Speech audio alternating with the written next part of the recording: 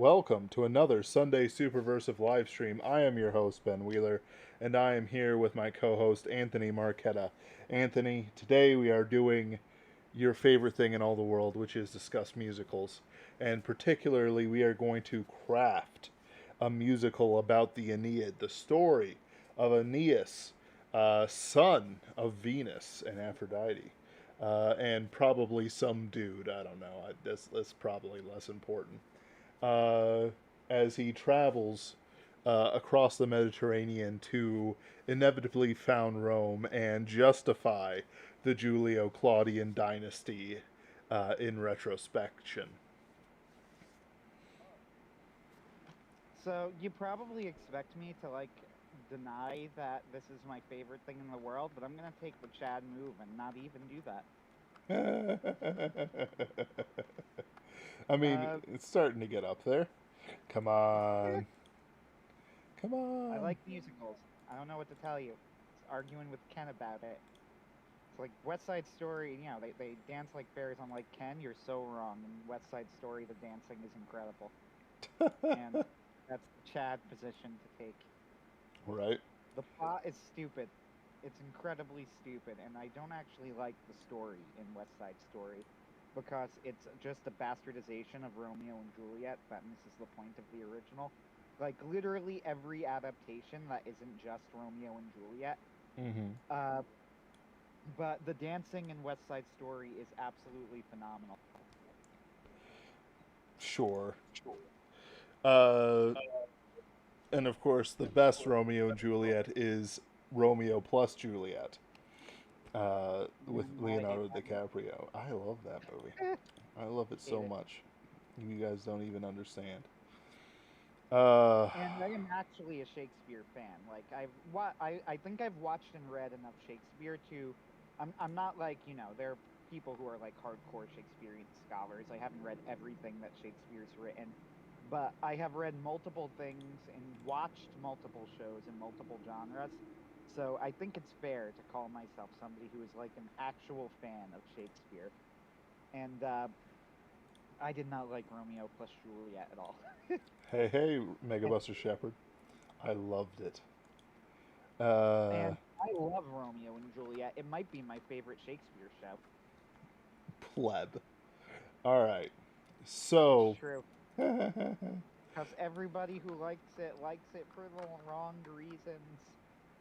Or as my good friend from high school, Matto, used to say, love story. What love story? right. Romeo and Juliet. All right. So here's the plot of the Aeneid. Uh, it's a mix of in media res and starting from a different part of it and just kind of him back, you know, talking about the past up until he talks about the future. The goal is of course to write the Gin Y musical, and I chose this myth because one, we're Greekophiles, and two, uh, there's honestly a lot to it that's kind of missed out compared to the Iliad and the Odyssey, the Trojan Wars.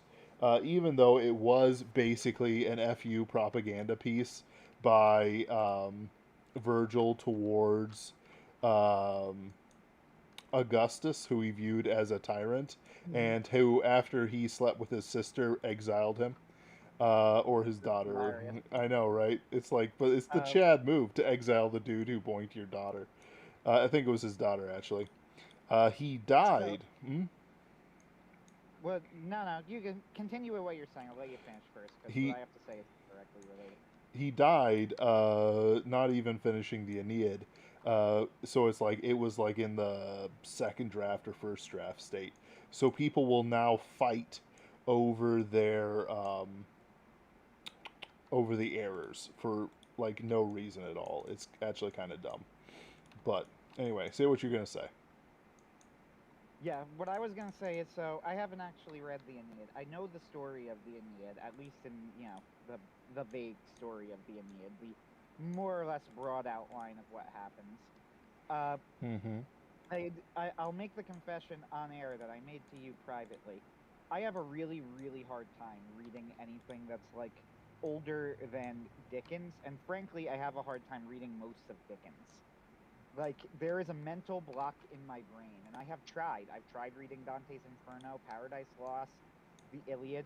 The absolute oldest thing that I have ever read in full is the play, the Oresteia, Yeah. or the Ortesia, which was Aeschylus's play cycle, which I actually really enjoy, by the way. I think it's very good. And, hot take right there, I know. But I think Aeschylus was probably a pretty decent writer, I don't know. And Aristophanes is also somebody who is, like, actually shockingly modern. Like, the humor is actually still funny today. So those are the oldest things that I've read. But, like, the Iliad, I've probably tried to read the Iliad 3 or 4 times. Maybe gotten the furthest I've gotten in any one go is, like, one book in before I threw in the towel. I can't do it. Same Paradise Lost, can't do it. So the Aeneid is one that I don't even remember if I tried. Probably at some point. I've probably tried it, but I know the story of the Aeneid, you know. I know that it's the fan fiction sequel to the Iliad and the Odyssey. If the Odyssey is the official sequel, then the Aeneid is the fan fiction sequel. And, Virgil, to be fair, Dante thought he was just the bee's knees, so there must be something there. Dante seemed to clearly think that Virgil, he knew what he was doing. So Clearly. I'll admit it's probably. Oh yeah, you didn't know that? Well, That's why. no, I was about to make the joke that, of course he knew what he was doing. Augustus's daughter. Ah ha ah. Oh oh. uh, I find it interesting too, because I'm sure that This is probably like the virgin take on Augustus Caesar, but I tend to admire Augustus very much. yep. Uh, he did, in all things considered, and considering the standards of the time, he did a remarkable job. Now, again, this is the virgin take on Augustus, and I'm sure that you'll get the actually, Mm-hmm. if you really look at it, Augustus was actually a horrible tyrant. And, That's what Virgil was trying to say. yeah, I bet you can make that case if you tried. Yeah. But that's not the impression I ever had of reading about the reign of Augustus Caesar. He has a pretty good reign actually, where he starts off as like a sickly uh sort of like weakling, and then he impresses Caesar because he just keeps trying. And even though he was half dead for most of his reign, with a wicked wife who killed his friends and horrible surroundings and stuff like that, which is one of the flaws of great men. uh, yeah, he got the empire going as an empire. And though I I, mean, mm, my impression of Augustus Caesar was that he came into a political situation where Rome was basically in shambles. So, what had happened was after the assassination of Julius Caesar, the only reason that Rome was like as large and powerful as it was because right before Caesar's assassination, or relatively right before, a few years before, but whatever, he had taken over large areas of France. mm-hmm, So the Roman Empire was quite large, but unless somebody came in like right then and took control of things right then, like now, yep, it was going to fall apart completely. Like there was no time. And not only that, Julius Caesar was unpopular enough that he was assassinated. Now, that doesn't mean he was bad. In fact, Caesar was unpopular with actually the Senate. right, exactly. Caesar was actually well known for his mercy, but that made him popular with the people, and the law of communist bourgeoisie uprisings made him unpopular with the rich men in charge. So Augustus Caesar had this very tricky thing where he was honor bound to get revenge on Julius Caesar. Uh, he was also taking control of Rome in an extremely fraught state where if he didn't make everybody happy, then he would be killed. And he needed to consolidate Rome's control on the empire. And he managed to do all of this, pretty much. He manages to get revenge on Julius Caesar, but he plays a very patient long game. and he does it starting off as a very young, sickly man who nobody really expected to be able to do all of the things he did. And like by the time he dies, he brags that I can't remember the exact quote, but like Rome was a city of wood and he left it a city of stone or Or something along those stone to lines. marble. Stone to marble, yeah, Yeah. something like that. So all of those, all of those sorts of things, like he gets his revenge for Julius Caesar, but he does it in a very, almost a mature way. Like he waits, he bides his time. He doesn't make the unnecessary moves, but he gets it. You know, there he gets that revenge, man. And I can respect the man who gets vengeance on his assassinated uh, foster father with a long con. Yep. So I don't know. Like all great rulers, he had the critical flaw, really, that after him, nobody was ever as great as him again until like, you know, Trajan. I don't know. Yeah, Trajan. Yep. And Uh, mm, if only it's Megabuster Trevor says if only Razor Fist was on this stream. I don't know. Honestly, if Razor Fist was on the stream, don't get me wrong, it would be great because it's Razor Fist. But it would be less of an argument and more Razor Fist lecturing me on the Empire and me taking notes. well, he's very pro Republic, you see. Is he really? Yep. Interesting. Because I tend to think that the Roman Republic, while the American founders seem to admire it a lot, I don't know if I would say that it was overrated so much as the Roman Republic was probably even more brutal than the Roman Empire was. It was extremely brutal. They were a cruel, cruel people. That's why I've always said, like, in the Punic Wars, there were no good guys in the Punic Wars. The Carthaginians, first off, Rome started it because Rome wanted more land, but the Carthaginians also literally sacrificed infants, like, en masse. And in fact, they even theorize that that's the reason that, like, the Punic people separated, because they had this weird religious practice of sacrificing infants, so they went all pilgrims and founded their own city.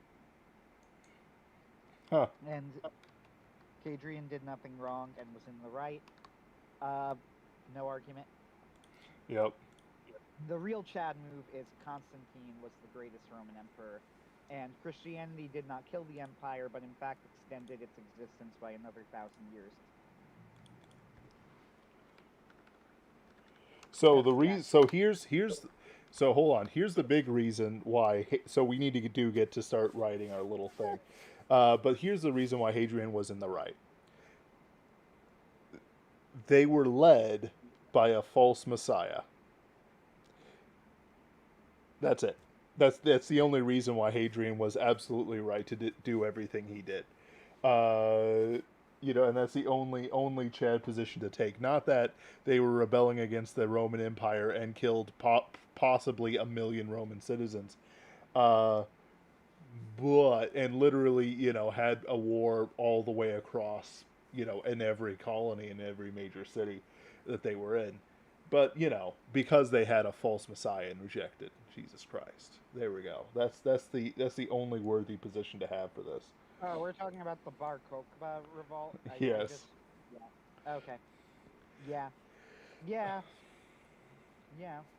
You know. Edward Gibbon claims he is one of the empire's 5 good emperors and a benevolent dictator. Yeah. Uh, sure. Also super gay. Just he didn't cause a succession crisis because he didn't have kids, but you know, if it wasn't for Antonius Pius, uh, there would have been issues way sooner than with Commodus, um, who absolutely shocks me of the difference in quality between his father and himself. But anyway, so let's talk about the plot of the Aeneid. The gap I'm talking about is actually, and this may seem strange, is not to the founding of Italy. with his Trojan people, but rather to his separation from Dido and her dramatically killing herself.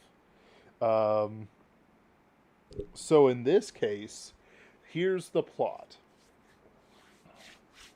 Uh, in the Aeneid itself, Aeneas washes up on Carthage due to the let me get this up, due to the interference of several goddesses, including Hera and Venus, in different times and different places. Um, Washes up on Carthage. Venus seduces Dido into loving Aeneas, and he starts to talk with her, which is actually a lot of the early books, especially as he covers a whole bunch of stuff. There's a bit of back and forth between the gods. Neptune drives off the winds and calms the sea. Few other things. Storms, which is Jupiter Loki trying to kill him, I guess. I don't know. Um, Jupiter pays off Mercury to bribe the Carthaginians into liking him. I don't know. It's kind of weird. So um, he talks about fate, and his prophecy and stuff like that, about where he needs to go and where his destiny is. Um, Talks about the Tiber and stuff like that. Wait, no, is this? Am I mistaking this? Because I read it a while ago and I should have reread it, but I was playing video games. Okay, no, he's just singing about this. Yeah, he's singing about the storm. Uh, he sings for the storm for a long time, and then Neptune comes in. Point is, he sings about this stuff and talks to Dido about it, which it could be an interesting opening, especially since we could have you know, because this is a great idea, right? Backstories within backstories. Think about Of it, course. Anthony. I'm actually going to see a one-man show version of the Iliad later this summer. So there is certainly precedent for this sort of thing. The entire Iliad. It is, yeah, it's called An Iliad. It's a one-man show version of the Iliad. So, is he playing Achilles and Hector fighting himself? I think it's supposed to be like, how the poet would say the poem in oral retelling, and he just edited Mm. it a particular way. I don't Okay. know. I'm not sure. I haven't seen it yet. Okay. But that's the impression that I'm getting. I did see a one-man show version of The Great Divorce, and that's how it was done. So Okay. one-man show can be very interesting if done with a competent actor. I mean, I always look askance at them, just because it just seems weird because it's meant to be kind of a bigger show than one dude. But whatever. Well, the Iliad, not necessarily. There is a certain logic to it being a one-man show because, as a one-man show, it sort of mimics how the poem would have been told in the olden days. Where the bard or whatever, the storyteller, would go up to the crowd and would start reciting the Iliad.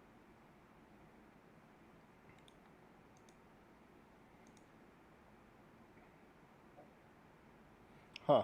Okay. So the next step is that he talks about Troy falling. Um, treachery, blah blah blah. Uh, it starts off like this: All were attentive to godlike man, where from his lofty couch he thus began, talking about Aeneas telling these stories. Great queen, what you have commanded me to relate renews a sad remembrance of our fate. That is, fate is an important byline in this entire thing. An empire from its old foundations rent, and every woe the Trojans underwent. A peopled city made a desert place, all that I saw, and part of which I was, not even the hardest of our foes could hear, nor stern Ulysses tell without a tear. And it goes on. He famously takes his father on his back and his son in his hands, with his wife coming behind him. But she disappears and is implied to be slain because her ghost comes up later. Uh, After that, we have a whole bunch of cool stuff because Hector is one of my favorite characters of all time. Um,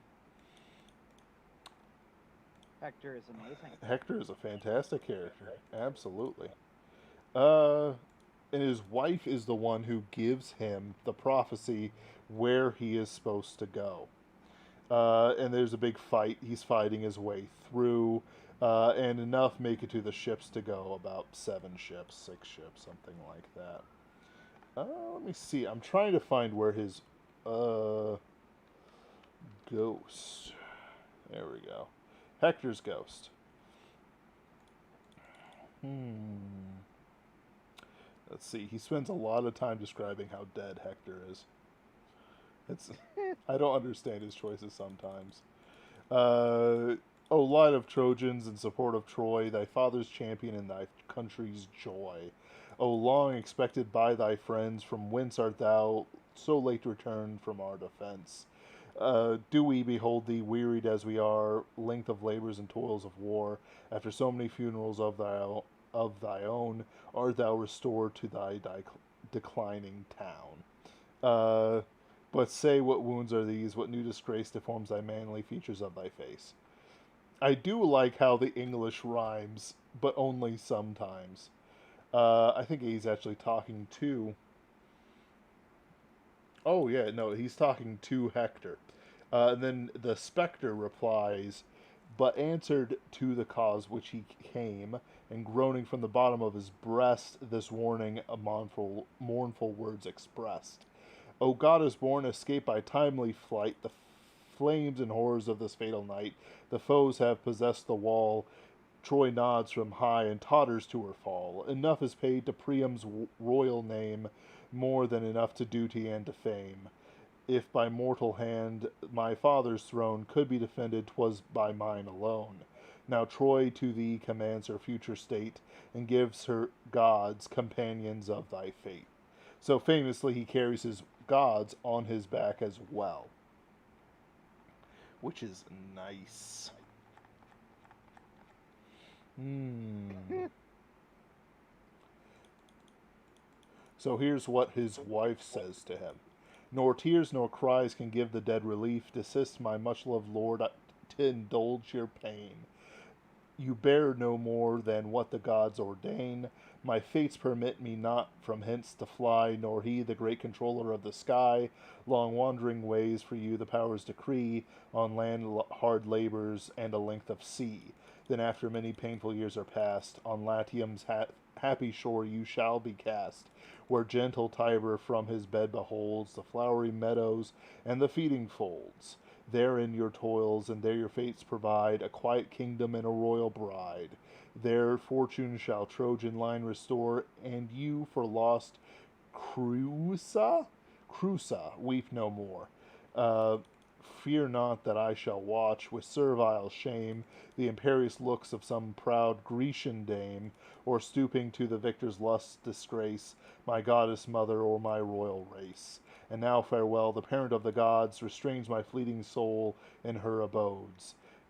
Abodes, sure, we'll do that. I trust their common issue to your care, she said, gliding past, unseen in the air. And she disappears.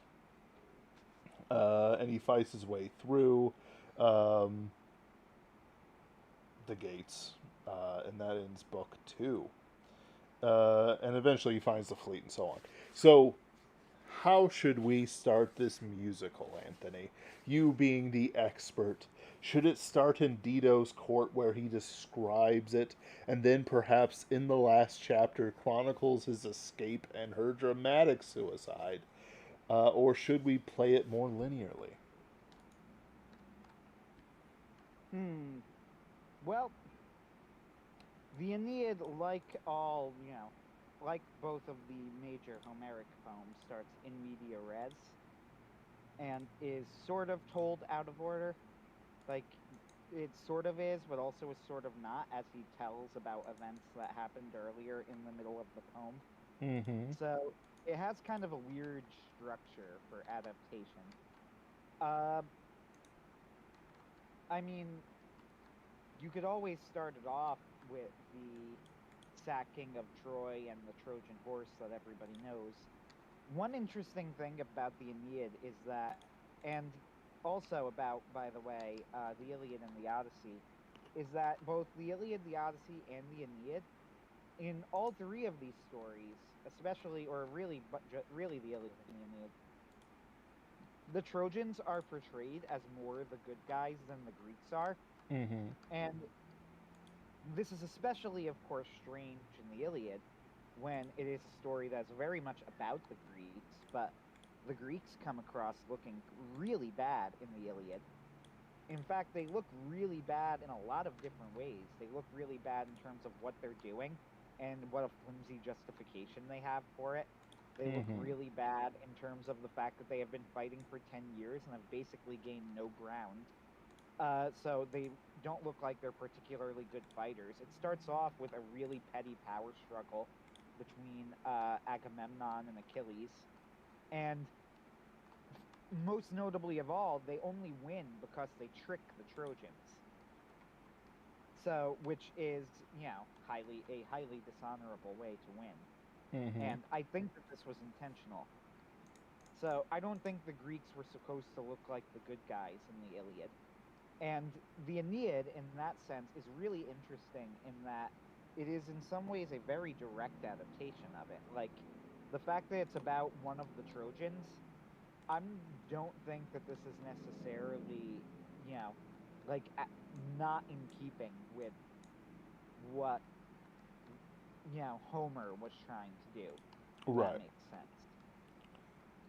So, I would start it. No, I would start it where they started. To be honest, I think that Virgil starts it at the right spot. They're he's on a ship. He's sailing to he's heading to Italy. You might even start it with, and then he has to end up meeting Dido or Dido. You could have Dido show up, and then have Cupid hit him, and then have Cupid show up and hit him with the arrow so that he falls in love with Dido. I don't even know if I'm pronouncing that name correctly, by the way. I have no idea how to pronounce that name. Nobody knows. Don't Dido, worry about Dido, it. Dido. I always say Dido. Dido. Sure, dildo. So, Oh my what? goodness. She Anyway, worships Aphrodite. It's not that big of a deal. No, I'm kidding. All right. So it's Venus. We're in Rome now. When you're in America, you don't use the metric system. I will never use the metric system. Exactly. We're in Rome now. You use Roman names. It's Venus. Okay. Anyway, so Uh, mm, I would have him on the ship, and then you could have the gods give a little narration of what just happened, and then he sees, and I'm imagining a massive spectacle here. This is a Broadway show. This of is no course, budget production. This is no budget production. we've So raised Sullivan from the dead.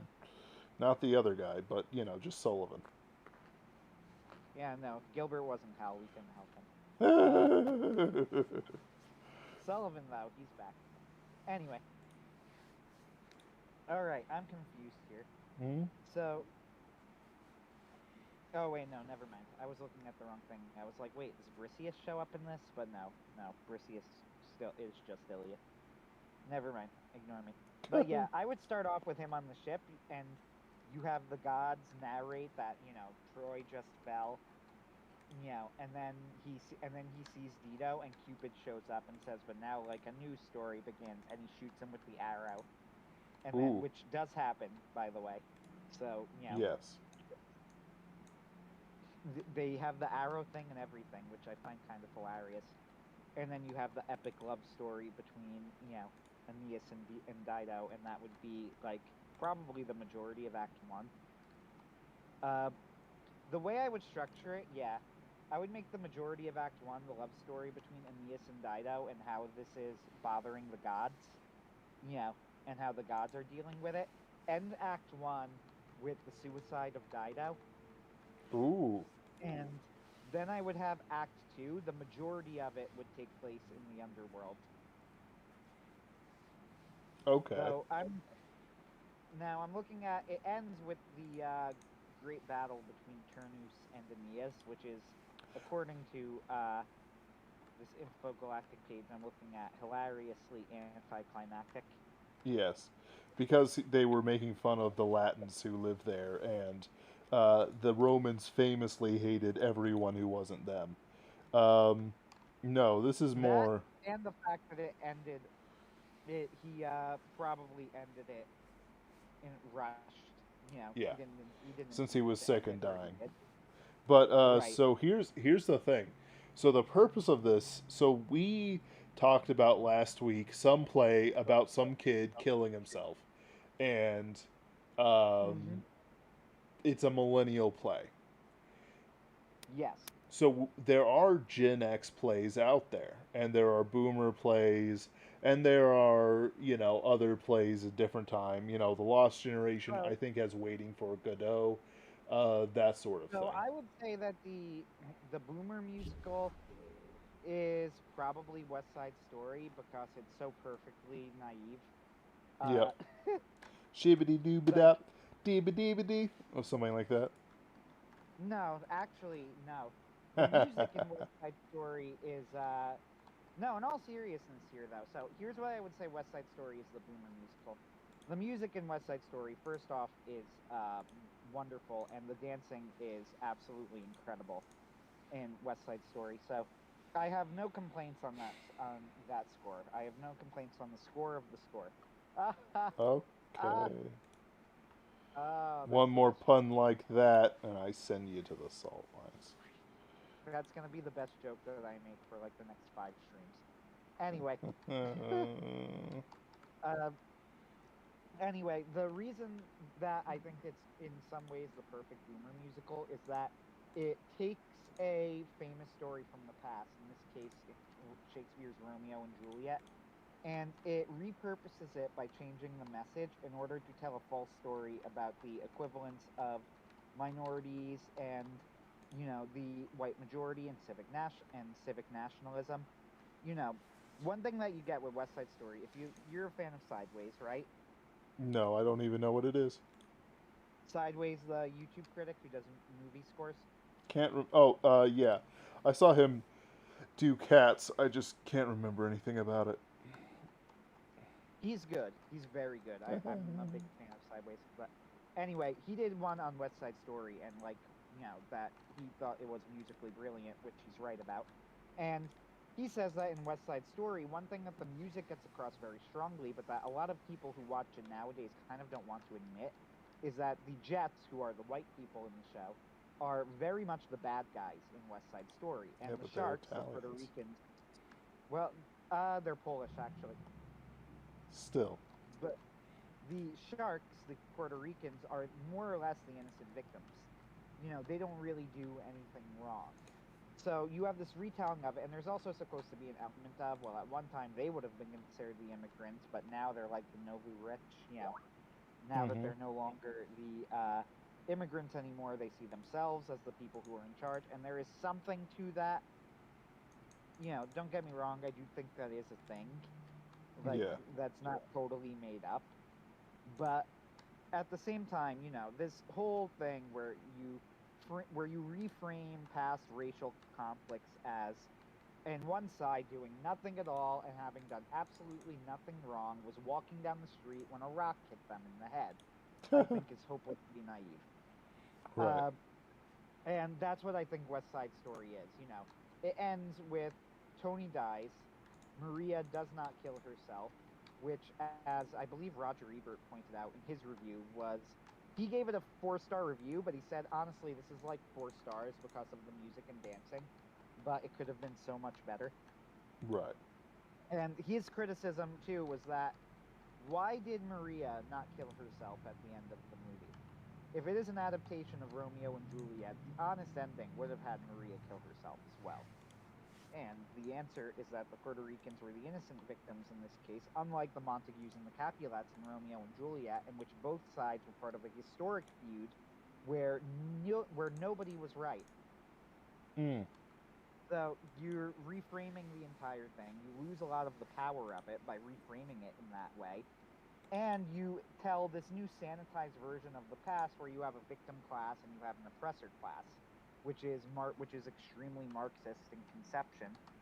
But there is enough there that looks good and makes you feel good and makes you feel more and more morally righteous and noble when you watch it, that I think West Side Story in some ways is central to like the boomer ethos, you know. Mm-hmm. And the fact that it's a repurposed Shakespeare play too, but done in a way that is completely antithetical to the actual message of Romeo and Juliet, where the love story was portrayed as naive, foolish, and ultimately led to disaster, which was not the message of West Side Story, where the love story was beautiful and pure and it was everybody around them who forced that love story to go to disaster. That is not what happens in Romeo and Juliet. In Romeo and Juliet, when the friar who marries them comments that he realizes this is probably a bad idea, but he's kind of hoping that if he does it, then you know maybe it'll work. Maybe it'll get through to them because he's tried everything else. But it's clearly a terrible idea because Romeo is a lovesick romantic who who switches fancies to whatever girl catches his interest at the time.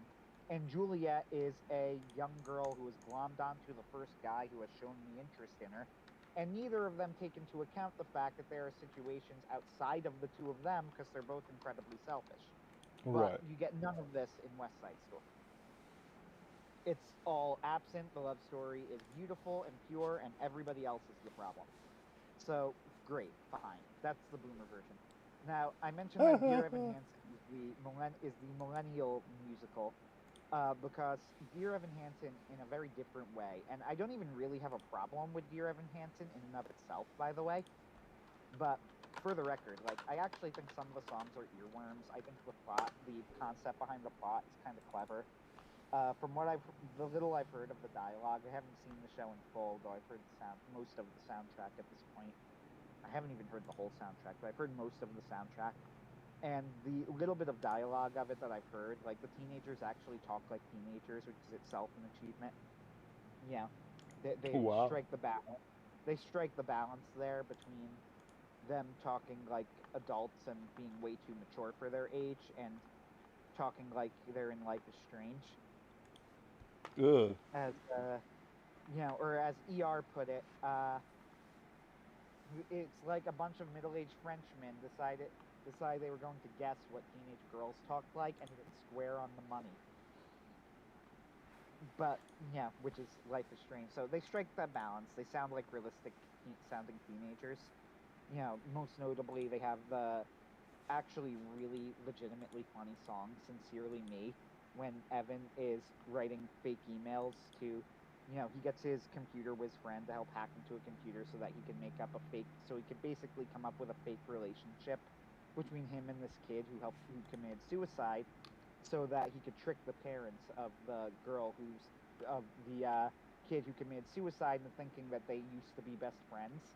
So they have a song where he's writing out the emails between the two of them, and they're trying to come up with emails that sound like they were actually friends, when they made them. So the song is really funny, like legitimately. If it sounds like that Evan, the main character, is a terrible person, that's because he is. But I don't think that that's a flaw. I think that the show is aware of this, so I'll give that a pass. Uh, it is the millennial musical for a different reason than I think West Side Story I would call like the ultimate boomer musical. And in some ways it's better than West Side Story, in some ways worse. I mean, there's almost nobody who would actually say it was better because West Side Story like revolutionized the genre. But as I've said, I think that the writing of West Side Story is way too naive. Uh, Dear Evan Hansen, the script is a lot smarter. I think at the very least it's a lot more coherent, even if it's less ambitious, and it's a lot more honest, even if it's less ambitious. I mean, there is a kind of messed up line at the end of it where, like, he apologizes to the sister of the girl, or the sister of the boy who committed suicide, and she says something to him like, that's okay. I think it's what our family might have needed. And I'm like, okay, so forgiving him is fine, and apologizing is great, but like, what the hell? Why are you saying that it's okay that that's what he did? Like, earlier your parents were arguing what caused his suicide because you thought it was because he was a drug addict who had no friends and was entirely alone.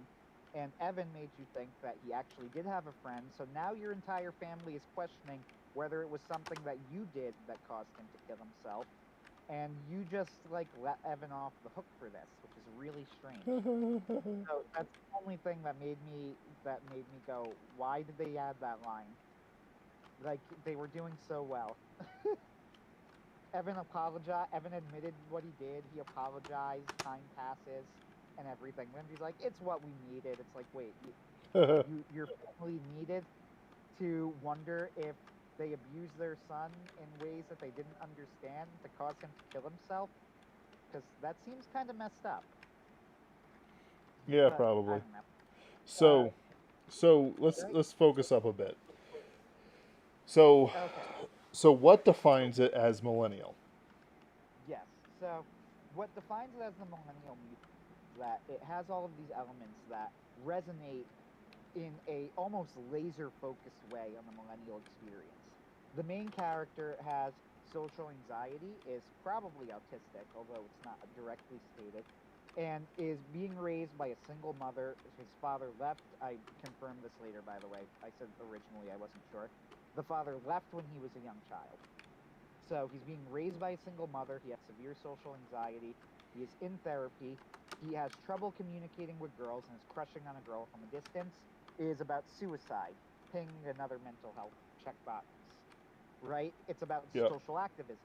He starts a society like the Connor Project so they can save and torture to help him. So you got social activism, mental illness, suicide, the difficulty that people of the opposite sex have with relating to each other, because all ways of communicating with the opposite sex and all structures that have been put in place to facilitate that have been completely demolished. He has no father figure to help him, so this causes him to be suicidal. Uh, let's see. You have the girl in the main love interest, the sister of the boy who committed suicide. Like, her whole deal is that she is, she's not sad that the brother killed himself. She's like, you know what? Our family did our best with him. We tried. We treated him honestly better than he even deserved to be treated. And he turned it down, and he turned down all of our offers of help and love and acceptance, and he killed himself. And I'm not going to pretend that I'm sad about it. And even that, there's something like very millennial about this attitude. I Mm. don't know exactly how to explain it, uh, but this attitude of, you can't, I don't have an obligation to act a certain way. You can't make me act that way, or whatever. And again, it's not necessarily that it's wrong per se. Like, I don't think that her attitude is necessarily wrong. Like, if she goes, I'm not obligated to feel sad about my brother, and you don't know what he went through and what I went through, or whatever. So you can't judge me for it, which is fine. Mm-hmm. But it's so millennial. It's just something about the way that everything in that show, see every element of it, the fact that it centers heavily on technology, on emails and hacking and things like that, and the internet plays such a huge role in it, and how that affects the way that the teenagers in the story relate to each other. All of it is very tailored to millennials. So, the Aeneid as the Gen Y story. Right. So, Moving on there. You right. explain. You're Gen Y. I am not. Right. So the idea of Gen Y that latches onto me the most, since we are the authors, is that we are aware that the house is burned down, even if other people are not necessarily aware of it. Uh, what's more, there's also a big deal about media, ideas, knowledge being passed on, and feeling left out. In this case, it would be more about um, it's how do I want to put it? It's a mix of remembering what was there before. It's a Twilight generation, basically. It remembers what was there before and what could be, but you're stuck in the night right now. Whereas millennials have always been in the night, always had these issues. They've never not known war. I talked to a couple coworkers, and guess what? They don't even remember the time before 9/11. You know, and it's becoming more and more common as people get older and more kids are being born and stuff like that. You know, there's an idea that there was a before time that was pretty sweet, and then there's the Trojan War, and then eventually the destruction of Troy. Um, and then the Aeneas escapes with what he can get. He basically takes the culture of Troy and takes it to Rome. The reason why I want to focus up to the suicide of Dio is more or less because the Gen Y story doesn't really have an ending yet, at least compared to boomers. We know what the ending for the baby boomer generation is. They will die in senior centers and likely waste everything that they were given before the end, and then resent people who say, well, what about your children? Well, what about me? That's not the Gen Y experience. The Gen Y, a lot of Gen Ys have been very socially conscious, but not in the sense of like, not in the sense of SJWs, but in the sense of, hey guys, this individualism can't last. We can't be individualists anymore. The liberalist movement, don't collectivize, guys. But I'm starting to see a lot of Gen Ys kind of go, no, we have to collectivize. Like this is we can't do this anymore, and a whole bunch of other things like that. It's a culture shift that isn't really a culture shift. It's a medium experience. The goal of the Gen Y generation, I believe, will be to fundamentally pass on what was good and try to discard as much as of what is bad as possible. Unfortunately, in the real world, the generation is very corrupt. Funko Pops are more important than children for a lot of Gen Y types. There's a whole lot of like just failure that seems to find the Gen Ys wherever they go, even if they really, try their best at things. There's sort of a growth back to religion. There's sort of a faithfulness for things, that these things will make my life better, but it doesn't necessarily mean at all that hey, Cordell, uh, that they'll succeed at it. Honestly, I see way more successful millennials than I see successful Gen Ys, uh, and it's just I don't understand it myself. Part of that is that I have a hard time relating to people who aren't Christian, and even then some Christians, and even then most people, and even then probably everyone. But it's but that's its own thing. I'm talking about um, the so the way the way it relates to the Aeneas story is that Aeneas takes his father on his back, takes his kid, takes his wife who disappears, takes his gods, and takes as many Trojans as he can gather together uh, to make his way to escape what he can with what he has to build anew. That appeals to me as somebody whose experiences kind of speak to that. I remember, pre 9/11, America, even though I didn't get to taste much of it. I didn't get to taste much of it at all, but I saw it and I saw other people experiencing it. I know how they think. People don't notice these things. Um, One of the things that I might even sort of recommend is have a moment where he talks to somebody in the burning of Troy who's like, ah, no, we'll fight them back, and it's like, dude, no, they're in it, like it's done. They have the gates. You need to come with me. No, no, no, no. I'm gonna fight it off. You just do your thing. If you want to run, you coward. The idea isn't that, and it's probably going to be like a boomer or a Gen X or even. The idea is that they're blinded to the fact that there's a war. The contrast between there's no millennials in this situation, by the way. Not really, not really. Though, They would be the next generation anyway. But was that? they would be the next generation anyway. Yep. Uh, so in other words, I'm trying to think it through. The way it relates to Gen Y is with the gods, with him taking what he can, taking what culture he can, and transferring and preserving it for the next generation, which I believe is sort of like what the Gen Ys are supposed to do. It's why we're culture obsessed. It's why we're artistically obsessed. Like there's a whole lot of obsessions in the Gen Y generation that just like is not the same as what the millennials get up to. So anyway, that's my little speech.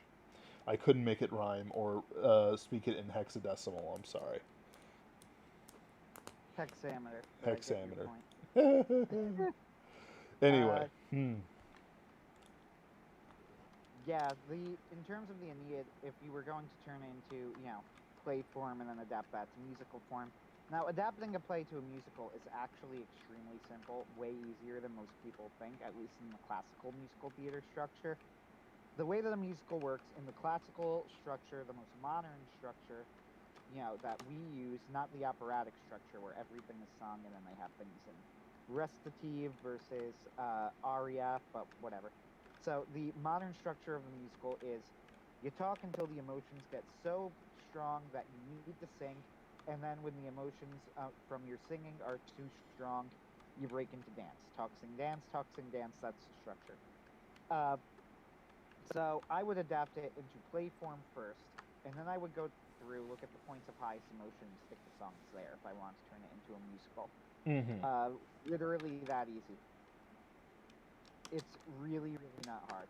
Now, operatic structure, which is what's used mostly in sing-through musicals and, of course, in traditional operas, there are two structures. There are two musical stylings that you use in that sort of structure.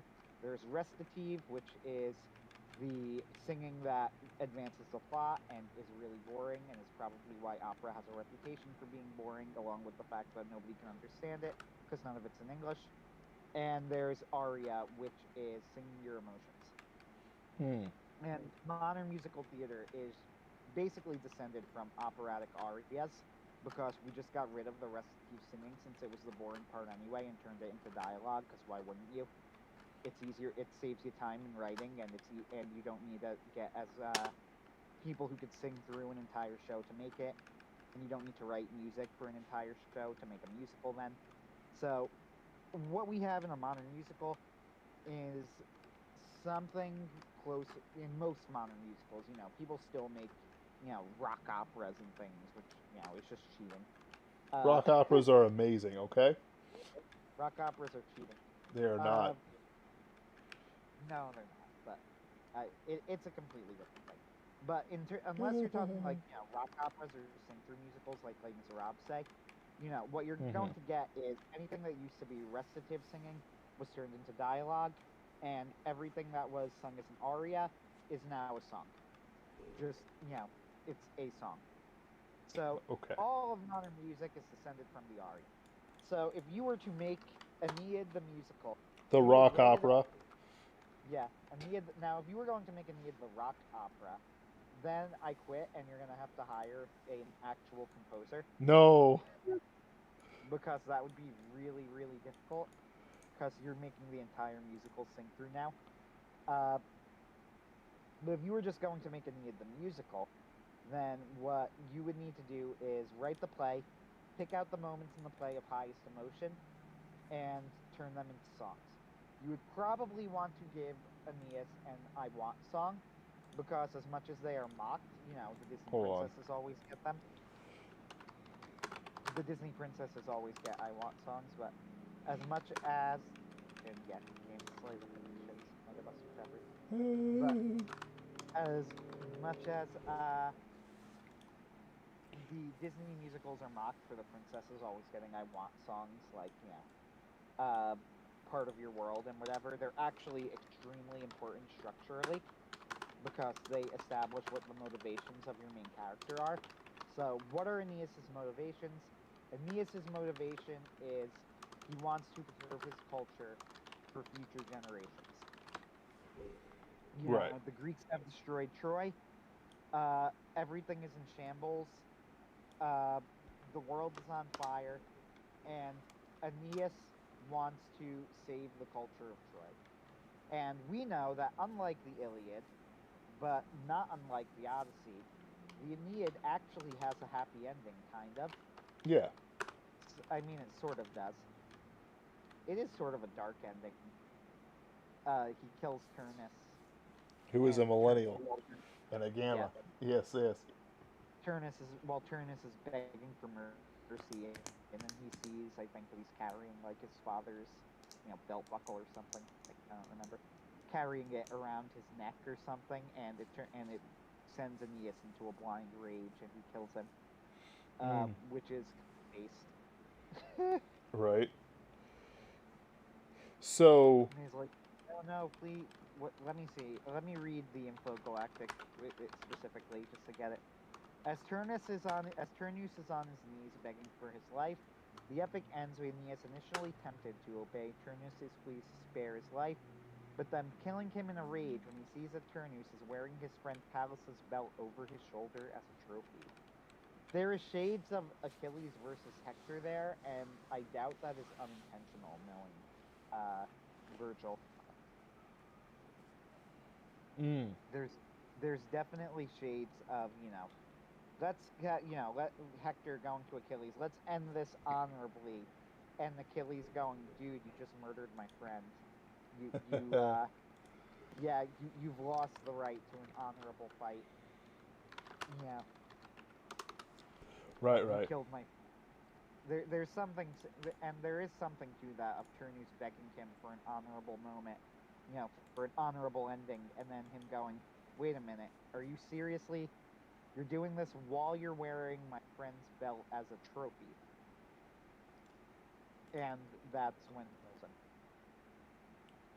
So, apparently, Virgil is said to have recited books 2, 4, and 6 to Augustus, and the mention of her son, Marcellus, in book 6 apparently caused Augustus's sister Octavia to faint. That's kind of hilarious.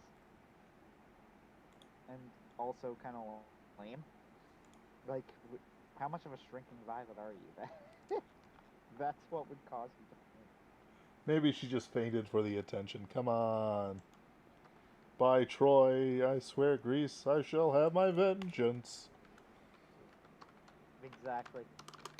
So the style is rock. So if the style of the music is going to be rock, I could dig it. Yep. So the rock joke. So like here's something that I was thinking about. Could I got it. So it starts off and Troy is burning. It's a great dramatic opening, so on and so forth. We could have him telling Dido the story, but that's not important right now. Aeneas, he does need a want song for his motivation, and namely, it's something like, uh, how do I want to put it?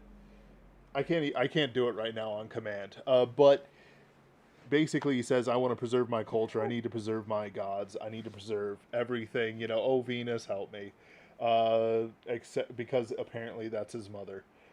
Because Anchises just went for it. Anyway, The chat, right? But I would the real actually, hero. let me see here. Hold on a second. Let me see here. His dad dies. Who cares? Anyway. Yeah, his mother's Venus. Okay, good. Just had to make sure. So here's something. I would actually have Anchises be a boomer and essentially make a speech about how they could fight off, try to convince Aeneas about fighting off the Greeks. Uh, After the "I Want" song. Uh,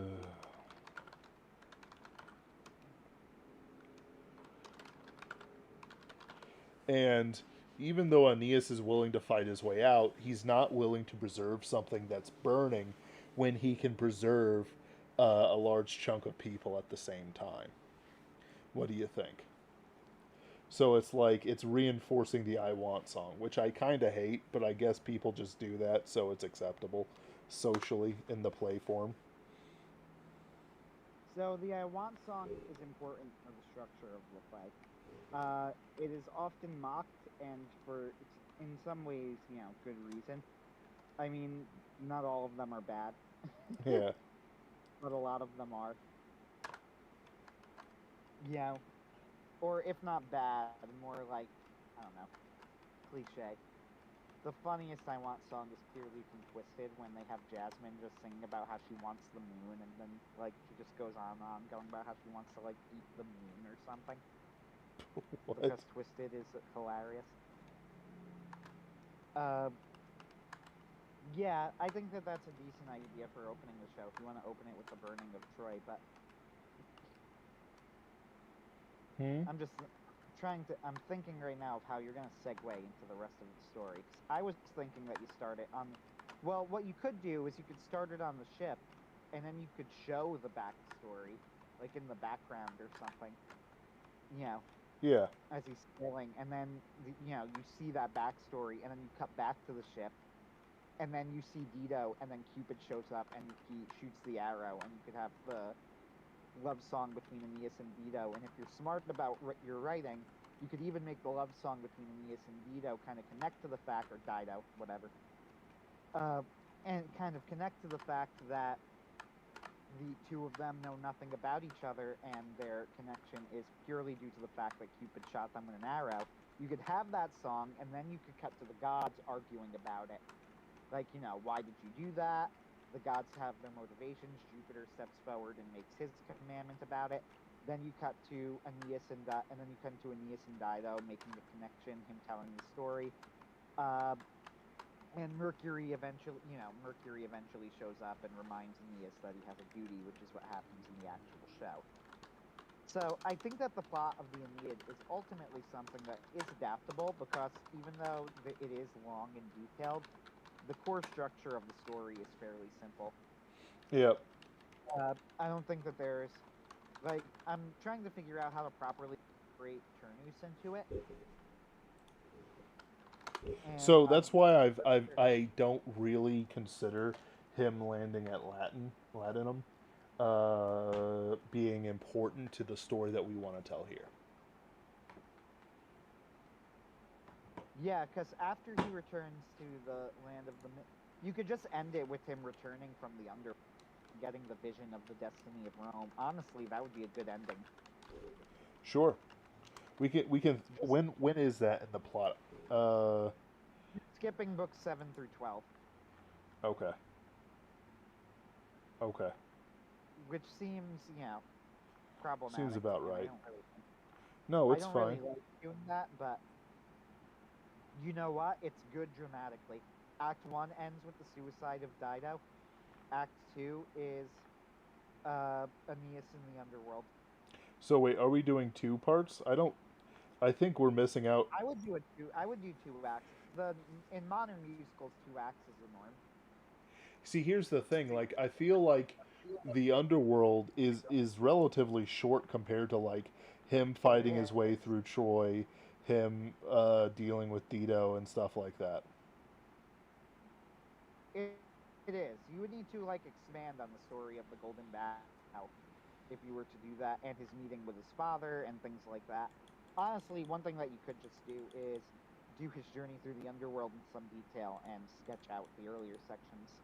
Uh, I don't. I think the. but I you're think you're putting absolutely too much correct. importance on the underworld. So I'm just thinking out loud right now. My impression of any journey through the underworld is that that's always should be a big deal.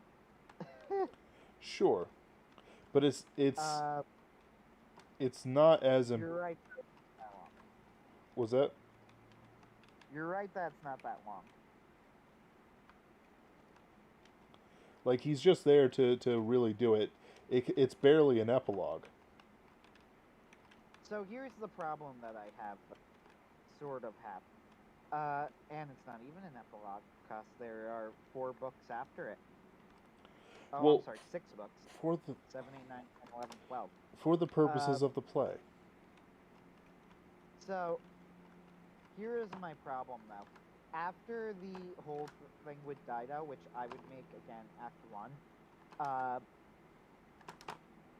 the next thing that we go is go to Sicily, and Aeneas organizes the funeral games in honor of his father's death, and they go into this in some detail. Yes. The problem that I have with this is I don't see this being very entertaining in play form, and frankly, it sounds like it would be pretty boring to read about too. But yeah, Which we're is where why I'm the at. focus would be on Troy burning, Dido, and then the death of his father.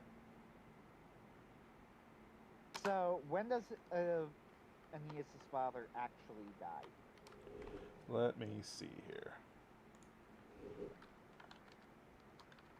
I thought he was dead before the start of the story. No. He dies of old age. Let's see here. He. No, yeah, he dies after they escape Polyphemus. Oh wow, I didn't even realize they fought Polyphemus. Polydorus? What? Wait, Polyphemus? Where does it say Polyphemus? They say Charybdis. I see Charybdis. Oh, So I'm there it is. reading. There we Yeah, go. No, they they meet. meet. They meet. They Yeah. meet a Greek. HM and they meet a Greek who I'm gonna call Ace because I have absolutely no clue how to pronounce that name. They meet a Greek Ace, one of Ulysses' men who has been left behind when his comrades escaped the cave of Polyphemus. Okay, so they don't actually meet Polyphemus himself. They meet a survivor of Polyphemus. They take Ace on board, and oh no, they do narrowly escape Polyphemus. Yeah, it's mentioned. Shortly after, Anchises dies peacefully of old age. Meanwhile, Venus, as she goes to her son, Aeneas' half-brother Cupid, and tells him to imitate Ascanius. Disguised as such, Cupid goes to Dido and offers the gifts expected, blah blah blah blah. Dido's heart is pierced, and she falls in love with both the boy and his father. Okay, so this is, yeah, this is why in my truncated, in my adaptation of the play, this is where, like, I would basically start the plot. I would start the plot with them, him on the ship. They have narrowly escaped Polyphemus. Maybe you mention Aeneas' father has just died, and he sees Dido, and they land on shore, and then Cupid shows up, and then you have the love song, and then you cut to the gods arguing about this. And they says Juno seizes upon this opportunity to make a deal with Venus with the intention of distracting Aeneas. So they go to a cave in which they presumably have sex, and Dido assumes means marriage. Then Jupiter sends Mercury to remind Aeneas of his duty. I would have a song with the gods arguing with each other, and then Jupiter comes in and says, enough, here's what's going to go down. I'm sending down Mercury. Yeah. And also, it's kind of metal that Dido's dying invocation is a reference to to Carthage. I'm just going to throw that out there. I think that's pretty cool. But yeah, I would make this Act 1. Now, the problem is that Book 5 and the funeral games and all of that, I don't really see fitting very well into Right. a story structure. We don't need to make it accurate. But Yeah, like I don't see that really fitting as a stage play. I think the focus though should be on we could have Dido and his relationship with her, but he has to spend some time telling her about leaving Troy. He definitely does. Oh, yeah. That's critical to it. Yes, I agree with this. Okay. They So have the They have the banquet. You could have it. You could have it at that scene. Honestly, I'm now curious enough that I would, of course, need to actually read the Aeneid, which too, but to actually try and write this out one, because I feel like it could be a very interesting writing exercise. But unfortunately, it would have to be like one of those plays written by those really snooty writers, where they go, "This is not meant to actually be performed, just read." oh, it's gross. It's gross hearing Yeah, about it. it is gross. It's extremely gross. I don't like that. I do not care for that. Okay, so yeah, let me see. Flight continued at the banquet. Aeneas sadly given in honor of the Trojans, and this sadly recounts the events that occasioned the Trojans' arrival. Oh well, there you go. You can move the banquet down to there, but whatever. So the war in Italy, which takes place after the underworld, will just be ignored. yeah, that's the problem though. That's why I think that you would need to do Act 2. You could even have it be a shorter Act 2, which is common. You know, the second acts of shows are normally shorter than the first act. I feel like it really would have to be in the underworld, and it would have to end with him leaving the underworld, and it would need to be. Yeah, I'm thinking right now. And that would need to be the story, unless you wanted to do some of the war in Italy. Which would be too much. The problem with introducing the war in Italy is that you're introducing a whole new cast of characters who haven't been introduced before this point, who we're supposed to care about very much. You know, Lavinia, who he falls in love with. She demands that Lavinia is married to Turnus, and then the love triangle, weirdly, between Turnus, Lavinia, and Aeneas is central to this, which would be very weird to focus on after the whole thing with Dido. Now, I don't think it's necessarily a problem in written form when you have as much time as you want to reestablish these characters, but in play form, you know, when you're trying to keep things within 2 to 3 hours at most. Right. So here's how I would structure it. I would do in broad strokes, starting off with them on the seas. I don't even know if we would need Ace for anything. Just mention that his father's dead. We'll start with his father dying, which will be like kind of a complex thing. Then we go for Cupid with Dido, and he brings her to the sea to see Aeneas, because it's not about accuracy at all. Blah blah blah. They fall in love. The gods argue. I do like that, and basically the idea is they don't know how they should fulfill fate, and they don't know if this is the right place to preserve the Trojans. Then, let's see here.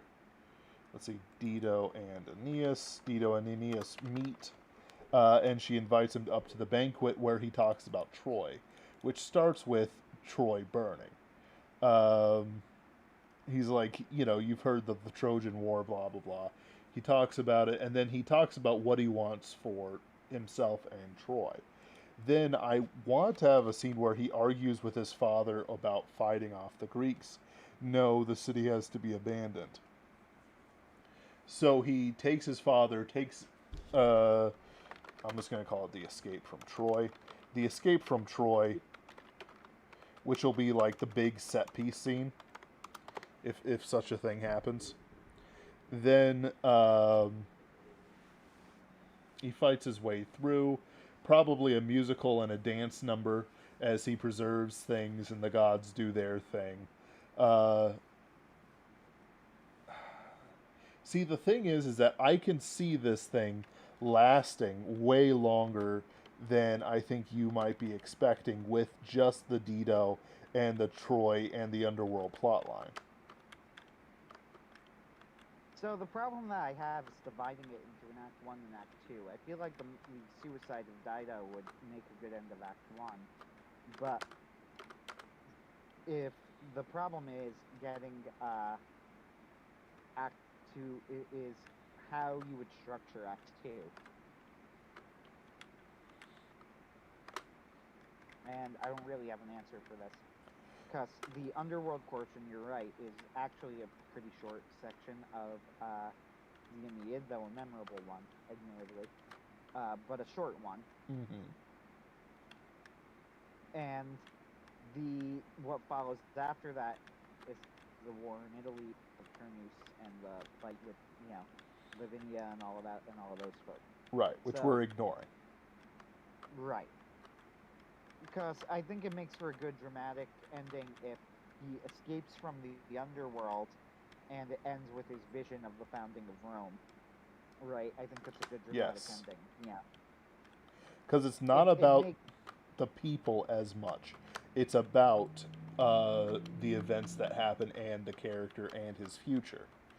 Like, he's constantly talking about this future, but Dido is offering him peace and contentment and so on in his time. Basically, she's standing yeah. in the way of his destiny without, like, chaining him.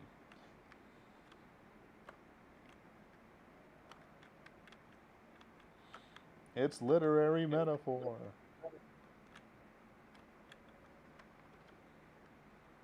But how do you divide the Maybe we just don't have acts. Or maybe we have a 3 act structure. Like, the first act uh, is him meeting Dido and talking about, starting everything, the gods and whatnot. It's a little bit shorter. Then the second act is the Troy scene ending with Dido killing herself. And the third act, which is a little bit shorter than the second act, involves Aeneas in the underworld? exactly. So Because that here's could the work. thing, you're missing like the part where Aeneas remembers his purpose as he talks about Troy and what he's taken and what he's survived and so on. Well, that comes from Mercury literally comes and reminds him, right? This Sure, is but that could actually be a a duet. Like, I'm trying to think about what would the audience see and how it would work. so this is where the the Gen Y thing comes into play. You know, the fundamental flaw of Gen Y is their retreat into nostalgia properties and you know, as a way to cocoon themselves from the problems that are happening in the world. Yep. You know, millennials have their own issues, boomers have their own issues, so that's the Gen Y issue. And the Dido makes for a very good metaphor in this case, because Dido is a life that Aeneas could live now, Yep. but it's not going to actually solve any of the problems that he set out from Troy to solve. Yep. It's not going to help the future generation. It's not even really going to help Aeneas. Right. Although even then, there I'm it's a it's interesting because the metaphor it is a metaphor that we're using here, but it does break down somewhat because Dido is a real flesh and blood person. So that's where this is a bit of a problem. However, I would stress, and you could do this either in song or dialogue or whatever, the fundamental falsity of the love between Dido and Aeneas, that it is artificially caused by the gods. Yes, I like it. So I don't know if the Aeneid itself mentions this, you know, or if they make a big deal of this, or even if they considered it a thing, to be honest. I mean, for all I know, like they would have just figured that's how everybody fell in love, right? You know, Right. Cupid, if you fall in love with someone, it's because Cupid hit you in the arrow. But in this case, it is because the gods are arguing amongst themselves and they're trying to either prevent or help Aeneas from accomplishing his ultimate purpose. Right. So I would in order to make the metaphor work of being wrapped up in nostalgia properties and the light and the past at the expense of preserving the future, I would try and emphasize the ultimate shallowness of the love between Dido and Aeneas. That it might seem strong and it might remind him of the passion and furor of his life in the past, but it's really what the gods want him to believe, and they're trying to lull him into this sense of security and honor. And Dido's suicide then. Dido, though, the other interesting thing is that Dido was always shown to be extremely, almost to a flaw, in fact, expressly to a flaw, passionate in her love for Aeneas. Hence, her suicide is a form of vengeance against Aeneas. Yep. Uh, I think that if you have Dido representing, the last gasp of like the old ways that are trying to hold Aeneas back, and that are always going to be hampering him, and that are always going to be there in the background. That could work as a kind of metaphor. I'm not wording this very well, but I think it makes sense. It does. I understand what you're talking about. So, yeah, you would. I would try. I would play this. Work a lot with metaphor here. Yeah, Yes. that is what I'm trying to say. Yeah, it's interesting. Yeah. So, the two options that we have, I think you're right. I do think that two-act structure doesn't really work for this. In the modern age, three-act structures are pretty rare. One-act structures happen sometimes, though. Uh, if you do it as a single act, that definitely. I'm thinking right now. If you do it as a single act, that's definitely something that could work. That has been done before. But I think you're right that properly speaking, this works best as a three-act structure, unless you can find a more suitable halfway point. But I like the drama of ending an act with Dido's suicide and Aeneas seeing the flames and Dido's curse to Rome, and then fade to black too much. I Right. would want to do that. I like that idea. Plus, it's the right kind of high drama.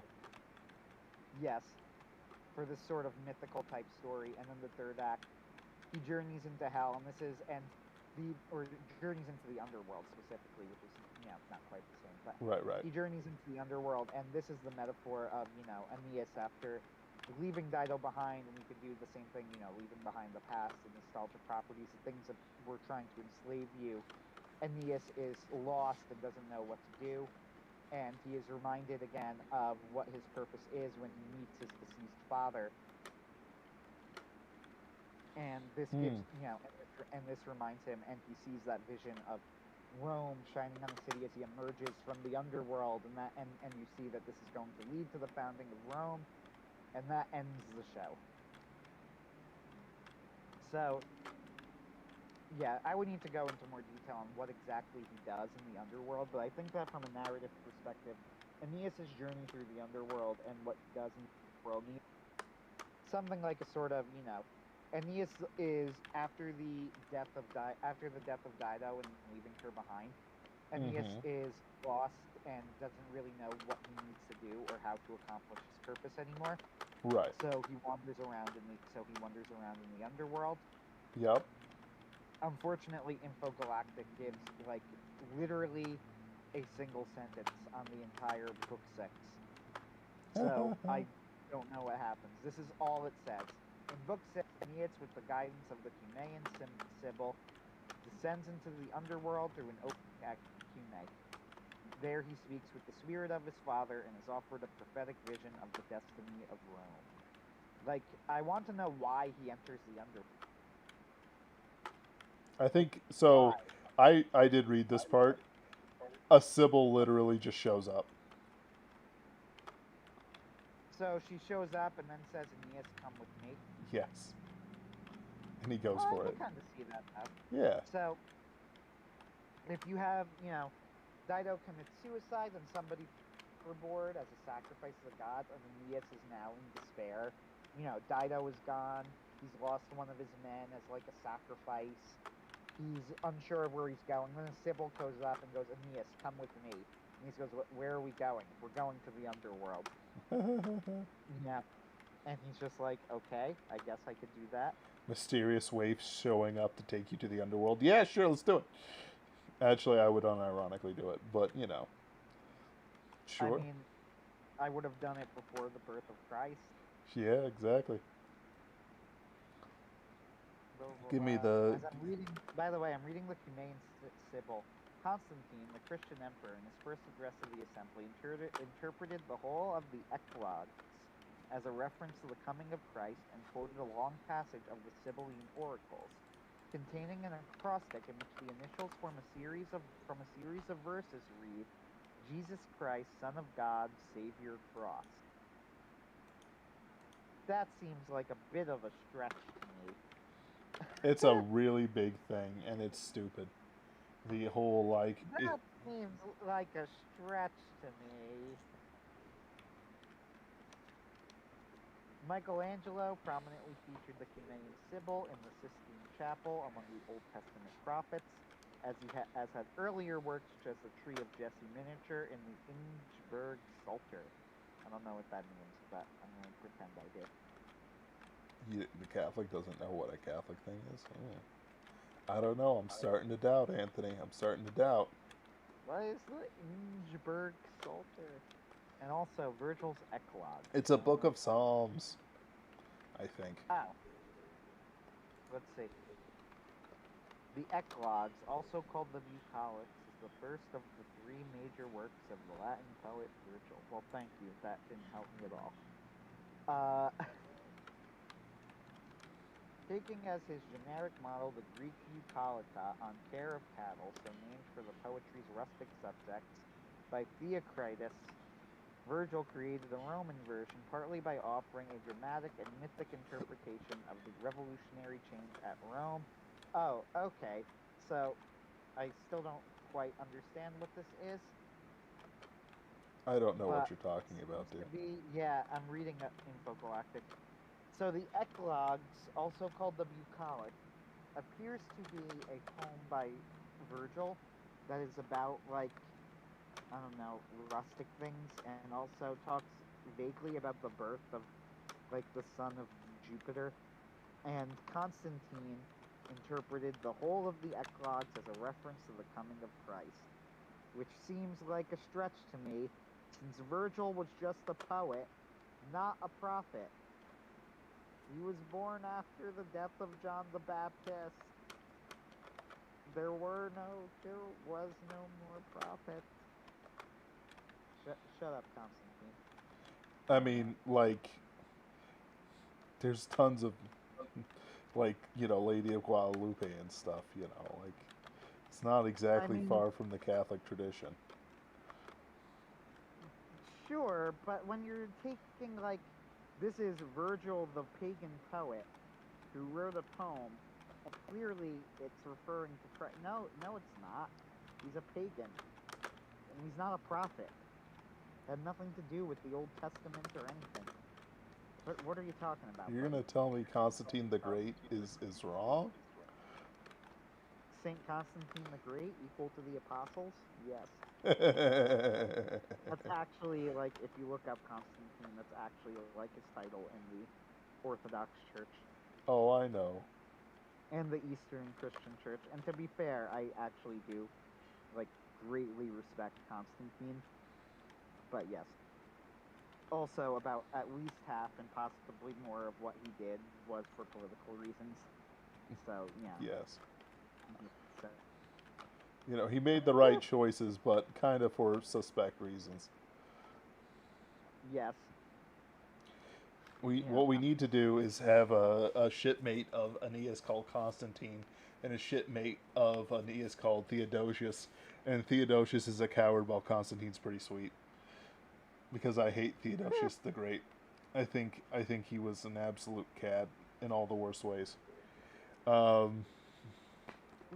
I actually do have great respect for Constantine, to be fair. Yeah, I'm me being too. harsh on the guy, but Constantine the Great is deserving of the title and probably deserving of his sainthood as well, from what I know of him.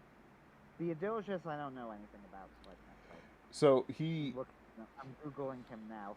So, he did a bunch of things for the church, but also he is directly responsible for Honorius and Arcadius, ruining a great deal of Rome.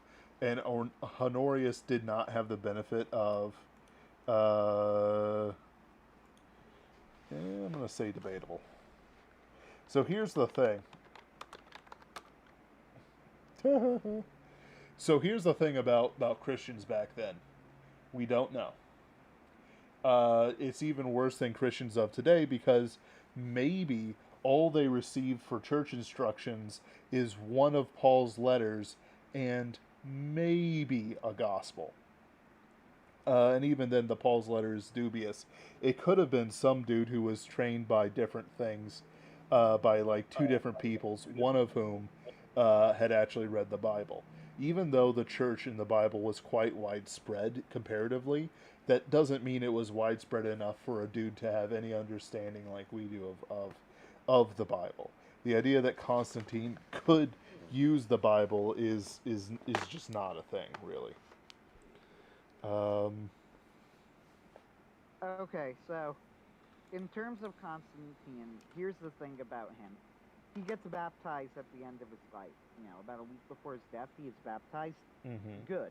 There's also something to the idea of the fact that he did it, like, on his deathbed tells you that, you know, he didn't need to do it at that point. So there was probably at least a part of him that really meant it. The weird part, he is baptized by an Arian. So I did some research into this. Were the Arian baptisms considered valid? And here is the strange thing. Like, the answer is the church seemed to accept the Arian baptisms as valid as a sort of compromise at the time.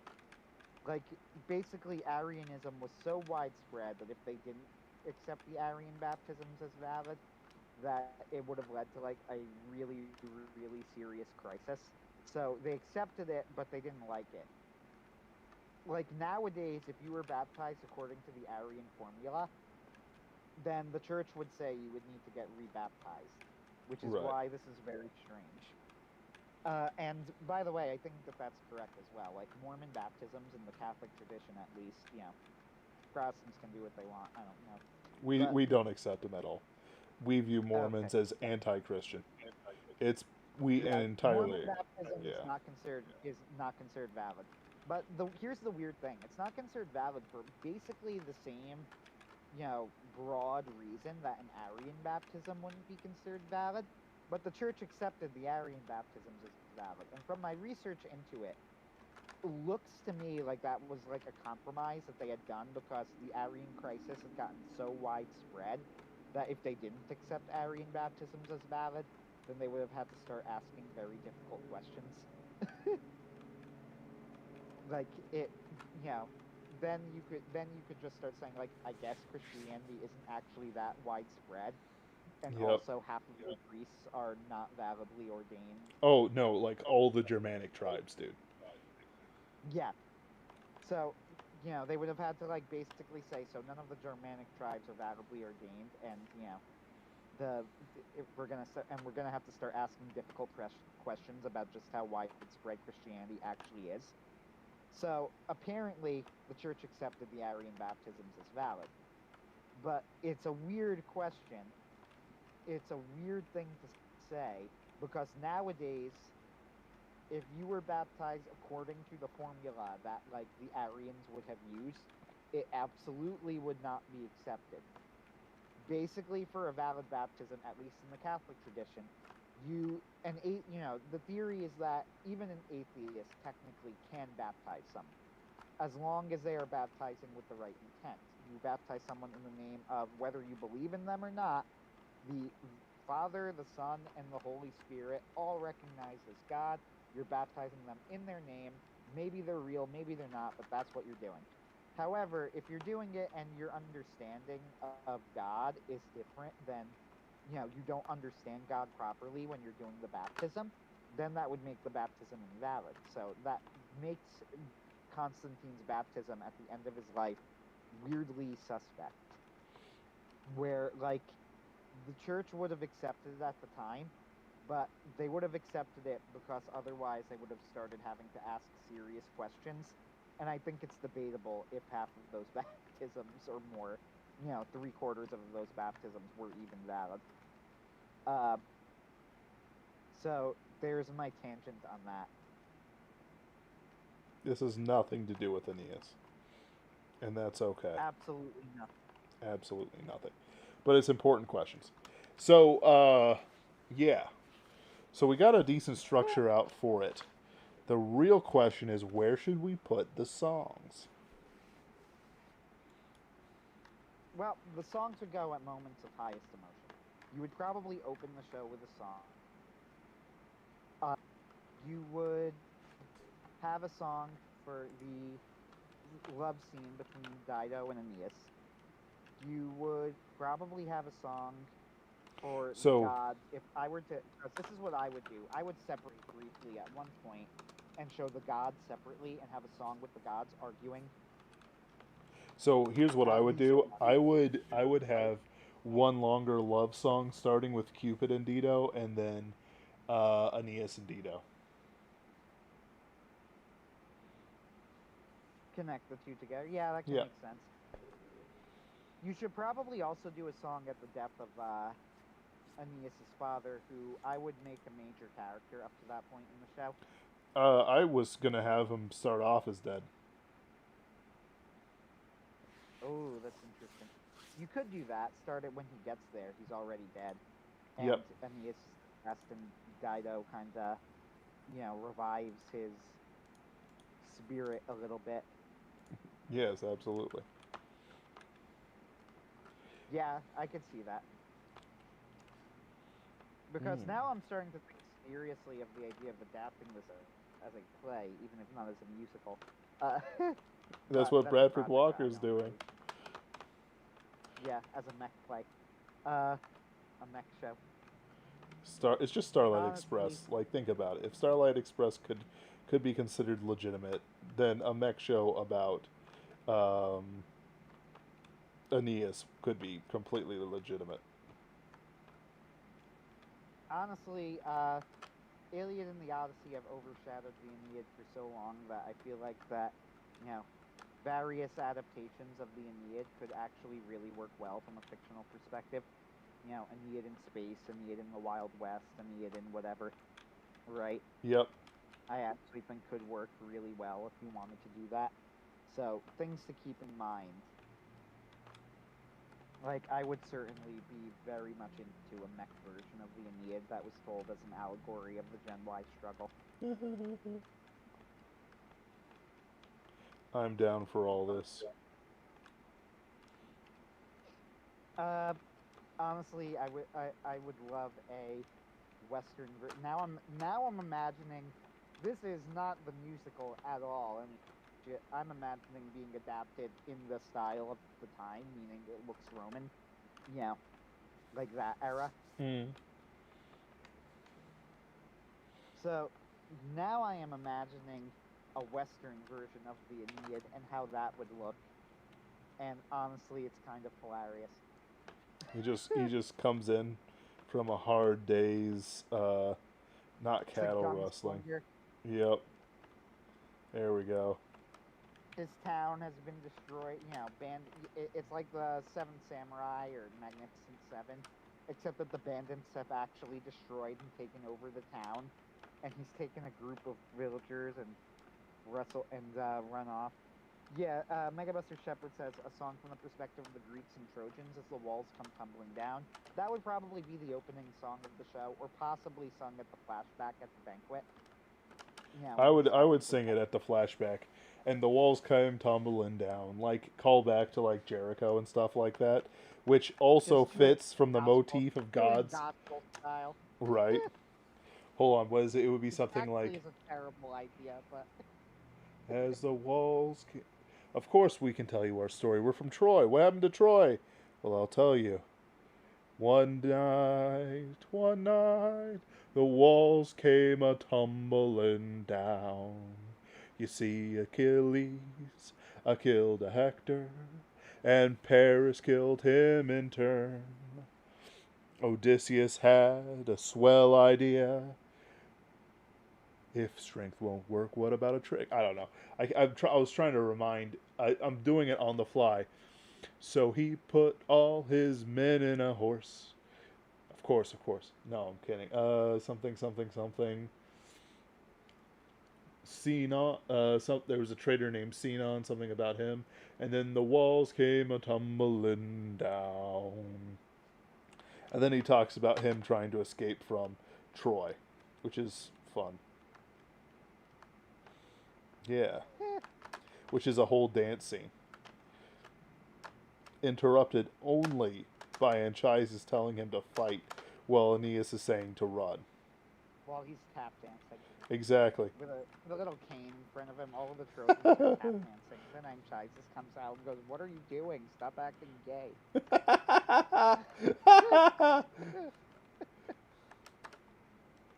But Daddy, That's we're Greek. not, you're not Greek, you're Trojan. You and I both know there's no difference. Yeah, basically. Which is actually true. Like, that's one other interesting point about the Iliad and the Odyssey, the Iliad specifically, is that the Trojans are basically like assumed to have the exact same culture as the Greeks. Like, they worship the same gods, have more or less the same values. They're just happen to be from Troy. Yep. And that makes them evil. So, here's the hottest take of all. Are you ready? I'm ready. The Odyssey is better than the Iliad. Yes. How is that a hot take? Spitting facts. Okay. Because people people talk about the Iliad more, and I get why, 'cause it's a war story. But you know what? The Odyssey's more fun. There, I said it. Okay. And it has a sort of happy ending. I mean, it's kind of happy.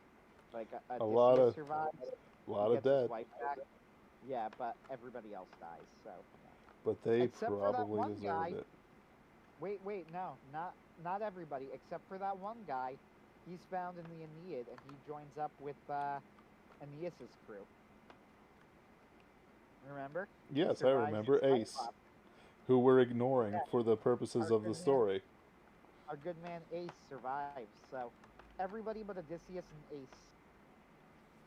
I want to know what Ace did to survive.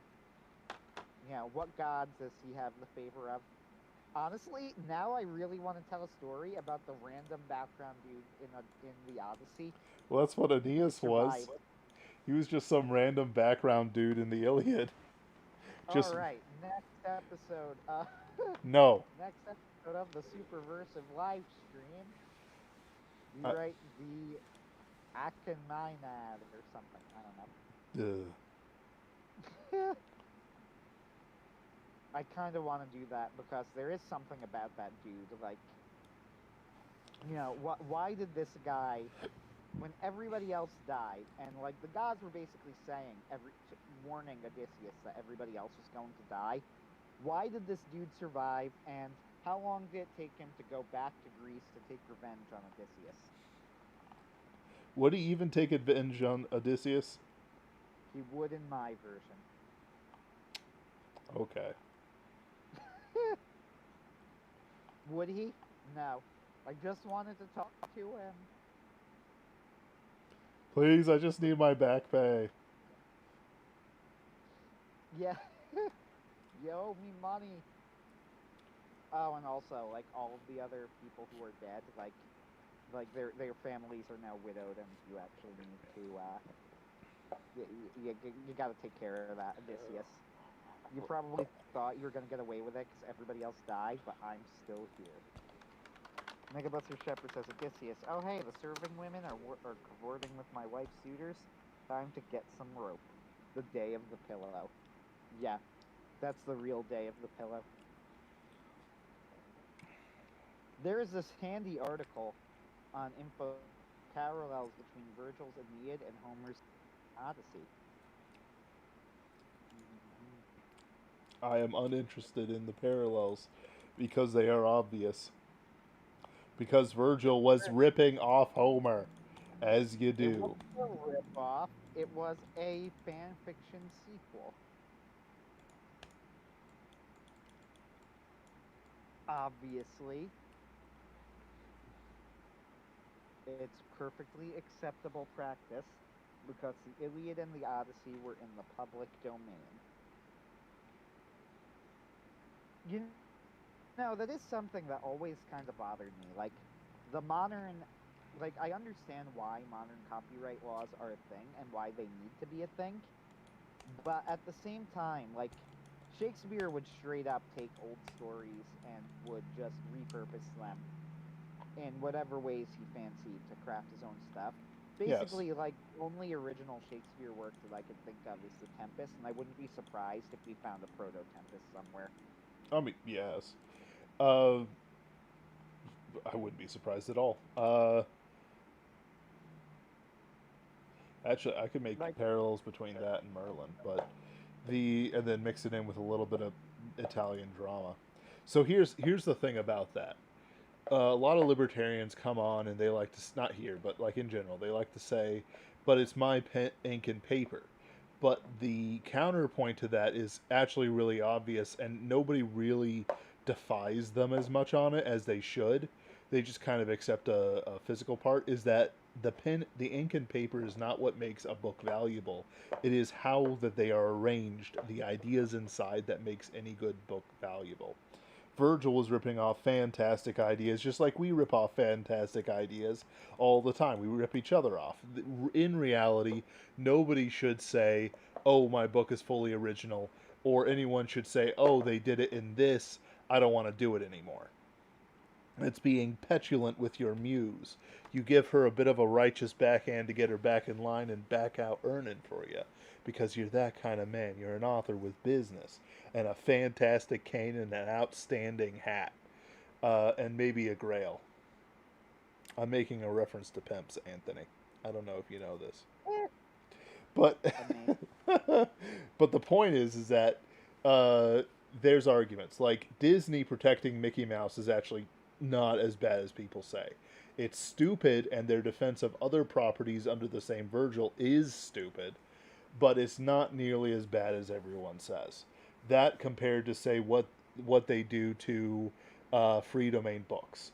I ordered a free domain book, and it came in a giant 12-inch by 16-inch floppy paperback. It was disgusting. I asked for my money back. And it was the free domain version. Someone had just thrown it out, reprinted it, and put it on the widest settings they could for some awful reason. In reality, if there's nobody to care for a good property, it doesn't matter. It's basically free reign.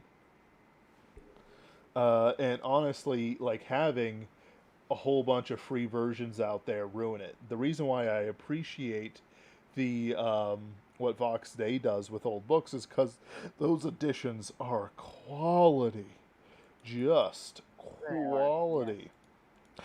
I was actually sad because due to financial reasons, I had to cancel my subscription for about 4 months, and it's like ugh, I'm gonna miss out. But compare that to like what I experienced with some big old floppy. It's just this ugly, big, too big for what it is thing. When really it should have been a paperback pocketbook. If it had been big enough, like if it had been a paperback size, hey, I would have been fine. I wouldn't have feel cheated.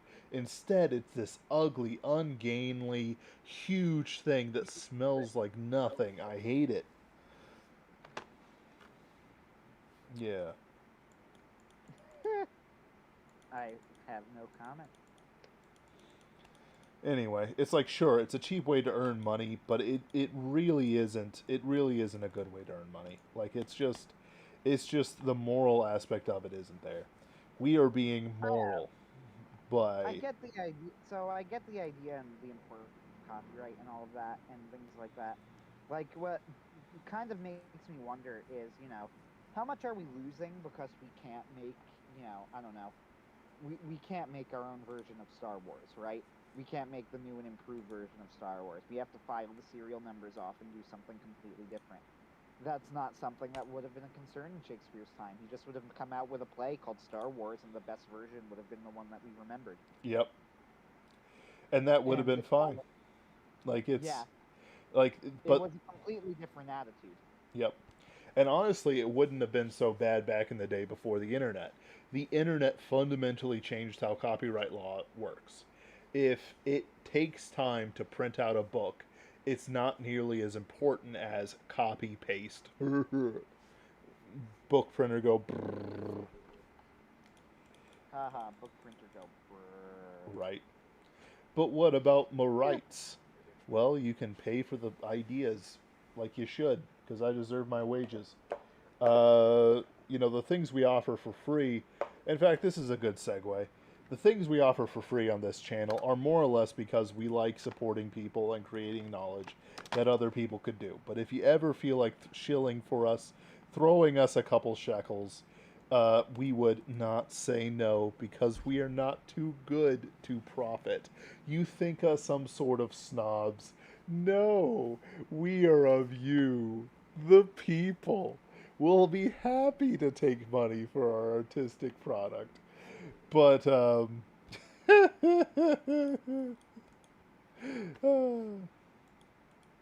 was probably an overcomplicated joke. But I, I, I think that it was necessary. it was pretty necessary. But it's like this like with what we're doing for Virgil, he wouldn't care really. Uh, he'd probably complain and maybe try to get us killed because he had political connections. But he'd be like, all right. It's like this, like the Pinkertons famously sue people who put the Pinkertons in a bad light and name them. I feel comfortable with the Pinkertons using the Pinkerton name because we have heroic characters, and they don't care so much when it's a heroic character. It's like one of those things where if you pick and choose your battles, that's more important than not. If somebody was like, I wrote a screenplay of Tears of Elfland, I'd be like, okay, pretty cool. You better put my name on that. No, I'm kidding. I'll cut you. But I'd be pretty fine with it. It wouldn't be a thing that I'd fight somebody over. The Aeneas musical needs to happen. We'll work on this some other day, but not on stream because I'm already pretty tired of it, Anthony. I'm pretty tired of it. The Uh, Aeneas, so yeah, started out as the Aeneas stage play and see if you can make it work that way. Uh, and honestly, I am going to tell you that if you genuinely decided I am going to make this a project and you genuinely want to get it performed, you probably could. Probably could, but that would Like involve money. I'll have to get there someday. it would involve it would involve work. It would involve you going up to theaters and then saying, you know, I have this idea. Do you think that we could do it? And then working with them to try and fine tuning it. Plays, if anything, go through more editing than books tend to, just on average. Yeah. There are so many. I mean, Hades Town is the archetypal version. Is the most infamous version of this. The original version of Hades Town. I like to joke that most people don't realize that Hades Town actually started out as a musical because people who know anything about the show think it started as a concept album. But no, there was a musical first, and then they made a concept album. Uh, so it did start as a musical, but not the musical you think. Interestingly, there are 10 minutes of that original musical, by the way, on YouTube. And if you are at all interested in Hades Town, which I know you're not nearly as much as I am, but I like the show, are a pretty fascinating watch to see where the changes were. Like the original version of Hades Town that was aired in Vermont was way more openly anti-capitalist. It also contained a really overdramatic song sung by Orpheus after he looks back at Eurydice, where he's like, "What have I done? Oh, what have I done?" It's like Icarus, and I flew too close to the sun, which I think they were smart to cut out because it's a little redundant. We know exactly what you did. We just watched it Right, in detail. right. I don't think you really need it. But so it's cut from literally every other version of the show. In fact, the concept album doesn't even have that song. Pretty interesting, I think. But musicals and plays tend to go through tons and tons and tons and tons of edits. And not only that, when you perform a play, even though it is technically illegal, I know from experience that it is considered socially acceptable to make small changes in order to fit your production and your vision of it, as long as you're keeping to the spirit of the show. Mm. Now, I want to keep in mind that this is actually illegal to do. You are technically, it is written in there, not allowed to single word when you are putting on a show. You can't cut anything out, you can't change anything or anything like that. But people do it just as a matter of course. I mentioned Hadestown because Hadestown started out as a folk opera, and then they turned it into a concept album, and then it was picked up for off Broadway, and then it was picked up for Broadway, and you could even find various versions of the show on YouTube that are subtly different from each other that you could watch in full, and you could compare the differences in the songs on the concept album versus the off Broadway album versus the Broadway album. If you are particularly bored one day, or you just like musicals that much because you're gay. I don't know. I like Uh, Repo the Genetic Opera. It has Paris Hilton in it and surgery on stage. I mean, that's pretty base. It's pretty sweet. I actually really loved when you recommended the new Albion Flower is really great, and it really bothers me that I tried out like several other albums by Paul Sherpa, and he never got close to that quality ever again. I know. It's sad because he's still working and he's still trying, but it appears that he is a one-hit wonder. What it's so weird to me though, because it's like it wasn't just one song. The entire show is really good. I don't even think there are any real, honestly. Like the whole thing is good. The whole thing is just full of bangers. Right. So much of the music and the story is clever.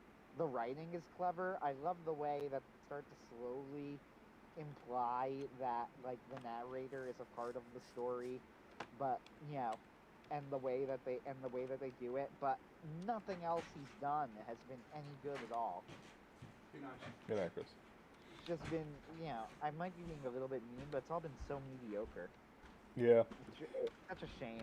I can't even listen to the rest of them, but I have a very low tolerance for mediocrity. And it's one of those things where it's like, listen, if you're gonna feed yourself, you gotta feed yourself the good stuff. Otherwise, you're just kind of destroying your taste, and making it the plaything of somebody who's just honestly not as good as it should be. Of course, I've read all four of the mainline Twilight books, but those were good back then. I swear. Haven't even read Harry Potter either. Now you see, of course, that's the next question: Twilight versus Harry Potter, which is more important to read? I would say Twilight. Which is more important to read. I don't think either of them are important. There we go. That's the real answer. That's the true answer. That's okay. So here's the thing. I know that your theory, and it's a theory I respect, though I don't necessarily personally agree. That your theory is that Harry Potter is actually evil, and I understand where that comes from. I don't necessarily agree with it myself. With that said, there's really not much to Harry Potter. You know, Right. No, like it's the real like answer is Harry that it's Potter, nothing. it caught the zeitgeist. Mm-hmm. It's a good gateway, maybe if you want to try A other. gateway to Wiccans. Yeah, right.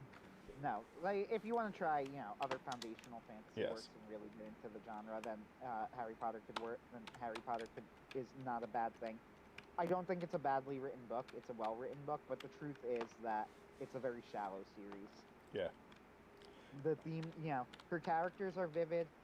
She's very good at capturing whimsy, and her settings are vivid, but thematically, and it's very shallow, and the world building is extremely shallow, and the plotting is extremely shallow. If you think about any of it for more than 5 seconds, it completely falls apart.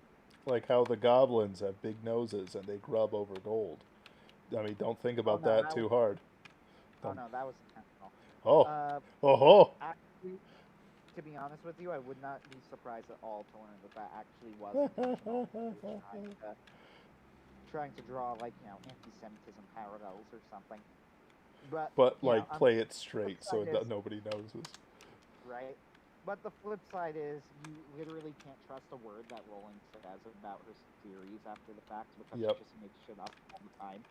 She's like a multi-billionaire at this point. It's like, why Yes. bother? Why bother do anything? Well, you don't have to think when you're a billionaire. So so this was the worst to me was when they had this really weird, stupid thing in the newest movie where the Voldemort has a snake called Nagini.